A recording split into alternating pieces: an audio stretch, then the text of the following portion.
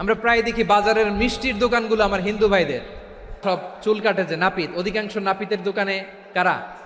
আমার হিন্দু ভাইরা। তা আপনি চুল কাটতে পারবেন কিনা? পারবেন কিনা বলেন? পারবেন। তার দোকান থেকে দই মিষ্টি কিনতে পারবেন কিনা?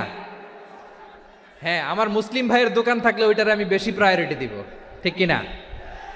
কিন্তু যদি তাদের সার্ভিস নিতে চান, প্রোডাক্ট নিতে চান, পারবেন। তার দলিল সহিহ বুখারী, আম্মা জান আয়েশা রাদিয়াল্লাহু তাআলা আনহা বলেন, ইশতারা রাসূলুল্লাহ সাল্লাল্লাহু আলাইহি ওয়াসাল্লাম মিন ইয়াহুদিয়িন তুআমান ওয়া রাহানাহু দিরআহু মিন হাদিদ। রাসূল সাল্লাল্লাহু আলাইহি ওয়াসাল্লাম এক ইহুদির কাছ থেকে, কার কাছ থেকে? নবী এক ইহুদির কাছ থেকে জব কিনেছিল, জব, বার্লি, যেটা দিয়ে রুটি বানায়। ওই জবের দাম দেওয়ার টাকা পয়সা নবীর কাছে ছিল না, ফলে নবী ওনার একটা পোশাককে মর্গেজ রেখেছিলেন, মর্গেজ, বন্ধক, যে এখন এটার দাম দিতে পারবো না, কয়েক কেজি বার্লি নিয়ে যাই আর বন্ধক হিসেবে আমার জামাটা রেখে গেলাম, যেদিন দাম দিব ওই দিন জামাটা ছুটায় নিয়ে যাব।